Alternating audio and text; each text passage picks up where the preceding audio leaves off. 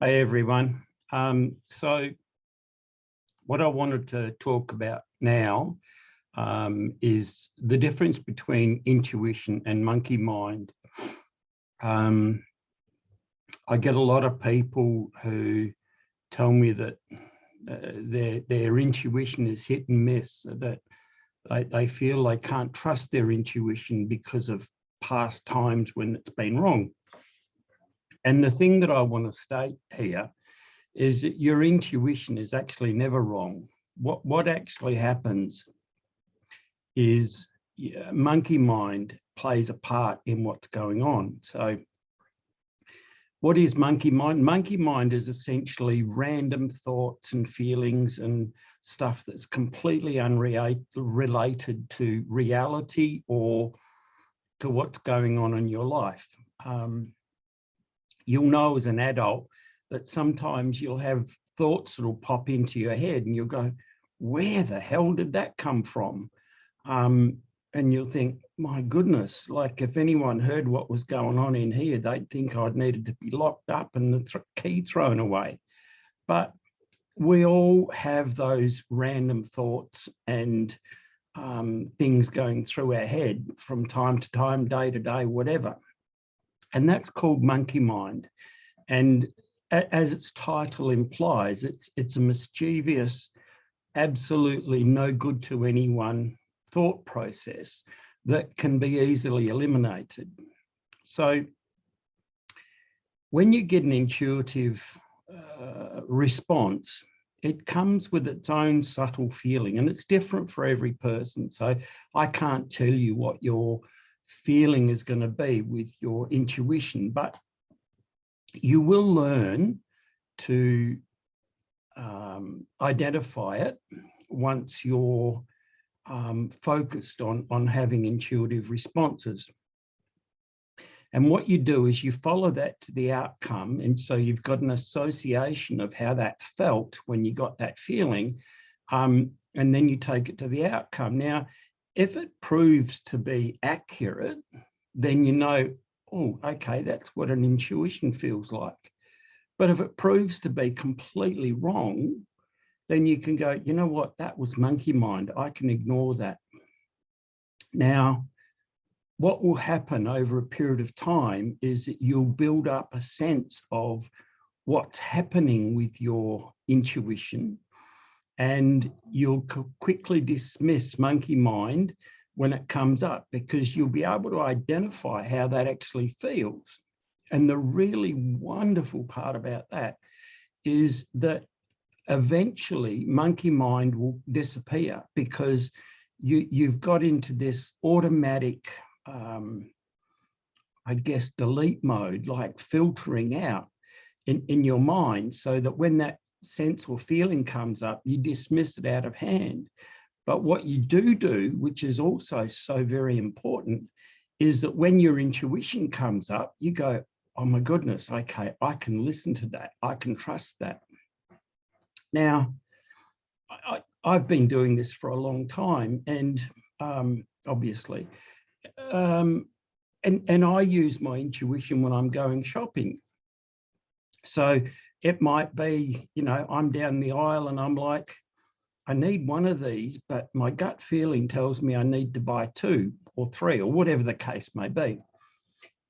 Every single time without question, it's proven to be prudent because I've run out at a time when it just wasn't convenient to go to the shop. And here I've got that extra there that I needed, whether it's milk bread or whatever.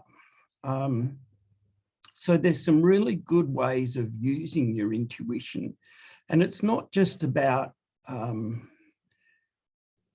shopping, obviously. You know, there's things like protection for yourself and for your family. There is understanding when someone needs you, whether it's your children or your parents or a sibling or whatever it may be, friends. And it's also a great way for guidance, like when you're wanting to learn things, when you're wanting to grow, you'll be guided to turn left or turn right or whatever the case may be. Open that page, look on that website, something that will bring to you that very information that you needed. Now, the really great part about that is that you can then start to use that to guide you to the next level. And you know that you can find that information available to you and is unique to your particular needs. So whether it's looking at a YouTube video or whether it's running into someone who has that information, or whether that's just a conversation with a stranger on the street, you'll be amazed at the myriad of ways at which this can be brought to you and given to you in a way that basically packages it up and is personalized just for you. So that is absolutely amazing, but it's also very empowering for you, because it means that you haven't got one person or one place or one source of your learning. And that's so very important. There are 10 million sources of information out there on the internet, and it's so important to realize that you are your best teacher and you are your best student. And whilst there are times that you might find a teacher and you might find someone who is good for you for now because you're learning from them, that doesn't mean that that person becomes elevated in your life in some kind of guru fashion. That's not what it is. My opinion that we are all equal and we are all students, and that elevating someone doesn't elevate you, and that's what matters here.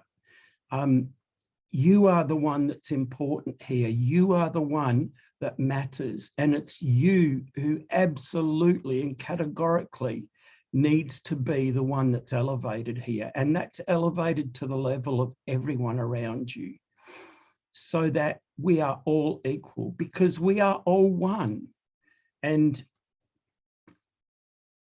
with all of us being from the same source and returning to the same source, it's important to see each other as brothers and sisters, as family from another mother, or whatever term you want to use.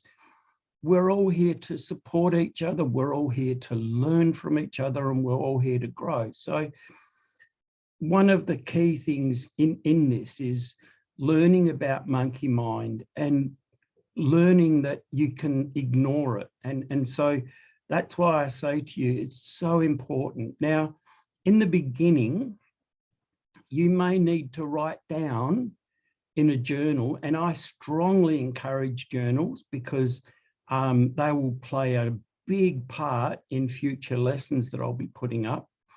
But I would encourage you in the beginning, if you're unsure about monkey mind or you're unsure about your intuition, to journal those feelings in there and write it in a way that you understand. It's not for anyone else, it's just for you.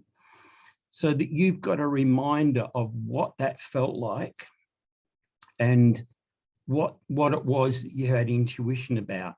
And the great thing is you then got, I guess, a history that you can go back to, and you can remind yourself of those little events. And that's also so important, because that will give you a growth and a confidence. And again, this comes back to people talking to me and saying, hey, you know, I feel like I haven't made any progress. I feel like I'm not moving forward.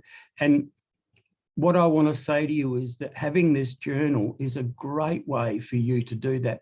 Now, it doesn't matter if it's written, it doesn't matter if it's verbal, you can do a video diary for yourself. It really doesn't matter how you do it. What matters is that you actually do it. And I guess the other thing I'd say is that this is a very personal and private thing to you. And for that reason, I would encourage you to be quite discerning about whoever reads it and whenever they might read it. And that's assuming that you would like someone to read it. There are so many people out there that just say, no, this is mine and it's not for anyone, and that's okay too. This is about you and your growth, and this is about your future and your understanding of your abilities. And you are the one who's in charge. You're steering this bus. You're not a passenger in the back. You are in charge. Remember that. And remember that by being in charge, you get to steer where it goes. And you can put whatever you like on the bus, but it's still you driving it, and it's still you steering it, and it's still you who is deciding where it goes and where it doesn't go. Anyway, that's all for this topic for now. Thank you for watching. Please have a look at the links below. Please consider subscribing and liking the video. If you like, please would you consider visiting my Patreon page and helping me to create more content like this. And please feel free to join my Facebook group. The links are below, and have a great day. Take care.